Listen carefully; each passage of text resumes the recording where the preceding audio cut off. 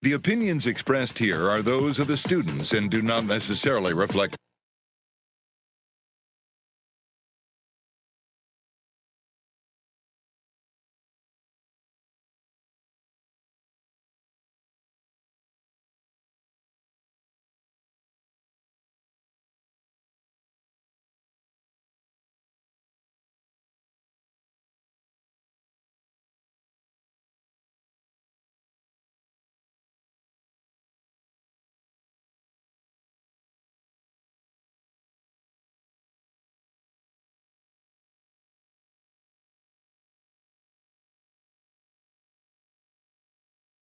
The opinions expressed here are those of the students and do not necessarily reflect the positions of Tyler Junior College. Broadcasting live from Studio 1108 in Jenkins Hall on the campus of Tyler Junior College. This is the DrumBeat, bringing you the latest from students like us. Thank you for joining us for the DrumBeat. I'm Bailey Davis. And I'm Imogen Brown. On today's episode, we have conversations with assistant football coach Terrence Lewis, history professor Sharon Kaiser, and men's basketball head coach Mike Marquise. The DrumBeat starts right now. I'm here with TJC Apache football assistant coach Terrence Lewis. The Apaches have had an amazing run this season, ending in number 1 in the conference. Thank you for joining us, Terrence Lewis. No problem. Thank y'all for having me. My first question for you is, what is your team's mentality heading into this game, especially with the stakes being so high? I think going into this game, the mentality is where you want it to be, especially after losing the last game. We feel like we have something to prove. More hungry.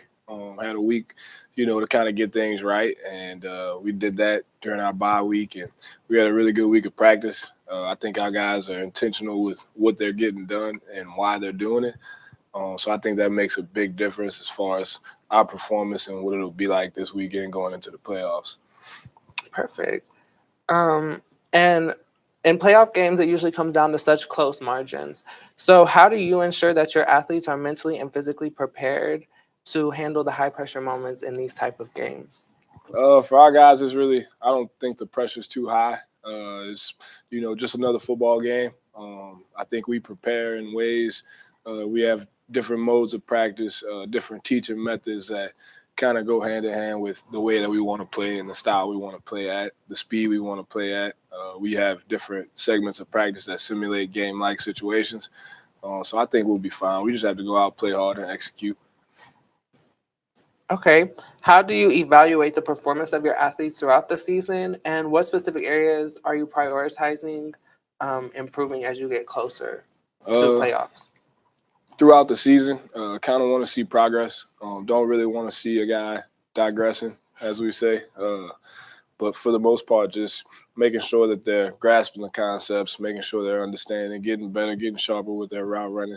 And then as we get further and further into the season, it's a little bit less of the day-to-day stuff. We kind of dial back the amount of periods that we practice, the amount of time that we have. So just being sharp in those moments where, you might not have done something since the beginning of the season, but you have to know exactly how to do it and how to get it done. That way we can work on the fly and get other things installed, get other things put in so that we could be successful. Okay, and quickly to talk about the emotional side of the game. I know in playoff games and in games in general, it can get really heated really quickly. Yeah. So how has your team in the past responded to adversity, and how do you plan to handle any tough situations during this game? The adversity is going to come. We kind of know that. That's a part of the game. It's a part of life. We face it every single day. I think we just got to remain calm in those situations, especially when, things may not look like they're going right. It may not feel right. It's up to us to make them right. So I think, in adverse situations, you have to be tough. You got to put your head down, continue to work, continue to grind it out, and just continue to fight. That's the biggest thing. If you give up, you won't come out of those adverse situations. But if you continue to fight, you'll find the light at the end of the tunnel. Keep scratching, keep clawing, standing there and take some hooks, throw some back. You're going to be all right. And beyond the win, is there any specific goals that you have for player improvement that you're looking for in this game? Really just to see how we respond, especially after our last game. Just coming out and, having a maximum performance, maximum effort, on every single thing that we do. Flying around, playing with our hair on fire, that's the biggest thing. I think when we play and we have the intent to, handle our business, get things done the right way, the Apache way. I think, we're one of the best teams in the country. So just coming out and, just coming out and really just doing that, that's the biggest thing for us, I believe. Okay, well, thank you so much, Coach No problem. Terrence Lewis. Thank y'all for having me. We are here today with history teacher Sharon Kaiser, who is a current teacher of U.S. history at TJC. So, how long have you been a history teacher? I've been a history teacher for 10 years. Okay, wow. In what ways can history educate students on the present? Well, I think that history repeats itself. Okay, there's nothing new under the sun. So as we start to look at things that happened in the past, it can very much give insight on what's going to happen in the future. Okay, just have to ask this: what inspired you to become the amazing teacher that you are today? Well, thank you. You know what? I love what I do.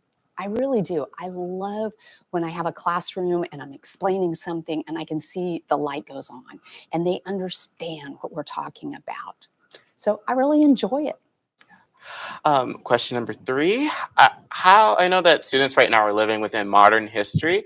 So as a quick question to you, how has history impacted you? Well, history to me is made up of people. Okay, it's not just dates and times. They're people, and they make good decisions. They make bad decisions. They just happen to be in the right place at the right time. And I think that helps us today to realize that we don't have all the answers, and sometimes we'll make decisions that are wrong or right, but we just keep going. Okay. 4th question: how has your experience with educating students influenced you, or what has it taught you? You know, one thing at TJC that I have really enjoyed is that we have a very diverse group of people, and I've got to learn different people, what they're doing in their lives, what makes them them. And that has been really interesting to me, and it helps me to try to focus on how can I help this student? How can I help this student? Not just putting them all together in one category. Okay. Last question: how can viewers engage their friends or family within U.S. history? Well, okay, in my class, I like to show a lot of movie clips because I think that movies, sometimes they're not completely accurate, but sometimes movies definitely give you a good idea of what people were going through or what people lived, the environment they've lived in. So I encourage students to watch documentaries, watch movies that are historically based, read books, sometimes read novels because that will pique your interest, and then you can go find out more information. Are there any last statements that you like to have for anyone who's viewing? Oh, well, thank you very much for having me, and that go read your history book. I just wanted to say thank you so much for joining us, Mrs. Kaiser, and I truly appreciate your teachings. Thank you. Joining us is Coach Marquez, head coach for the TJC men's basketball team. So, tell us, Coach, what inspired you to be head coach for the basketball team? Well, it's been a long journey, almost my 40th year in coaching. I was lucky. I knew as a very young person what my goals were. I wanted to be in education. I wanted to help young people, no matter the ages. Luckily, I went to a junior college called Marshalltown Community College in Iowa, and my coach hired me there at 23. I guess he saw something in me I wasn't sure was in myself, but I've just always wanted to be part of young people's lives, help them advance, help them reach their goals, and help academically and athletically. We're grateful to have you, for sure. And how do you feel going back to the men's opener, starting with a score of 110-31? Well, I was completely in charge of the offense, so there's no question why we scored. But it was a great opener because we have almost all freshmen. Only one player had even played in a college game before. So I was thrilled for our kids with that and give them some confidence because we have a very difficult schedule, one of the best 50 schedules in the country. So there's not going to be a lot of nights like that. So it was fun to see that and have the fans get out and see their first look as well. Absolutely. And are there any new forms of coaching that you're adopting this year or having any changes to past years? Well, since COVID happened, I've said several times we probably need to hire Dr. Phil to be the assistant because those kids have gone through a lot. They've missed a lot of things, proms and homecomings, and we're just seeing the first class now that is kind of recovered from that. And so there's a lot more psychology than there is basketball, but we've got some great kids excited about the way they've attacked their academics, excited the way they come to practice and have acted on campus. So the basketball doesn't change much, but the kids have changed a lot. So it's my job to make those changes too. That's amazing. And what is an upcoming game that you're looking forward to for the men's basketball? Well, our next game, based on this interview, will be Thursday against Cedar Valley, who's out of Dallas, won some good games, have some kids that we know about a little bit, and kind of play a very fast up and down style like we like to play. So we're excited about that opportunity and to play back at home. We've played 3 in a row away, so now we're back home now in front of our fans, and looking forward to that as well. Sounds very exciting. So what does success look like for you, both on the court and in terms of building a strong program culture? Well, at this school, culture is everything. We're not a win at all cost. Just take anyone that can play. We're going to really check out and try to get the best citizens we can who are serious about getting a degree.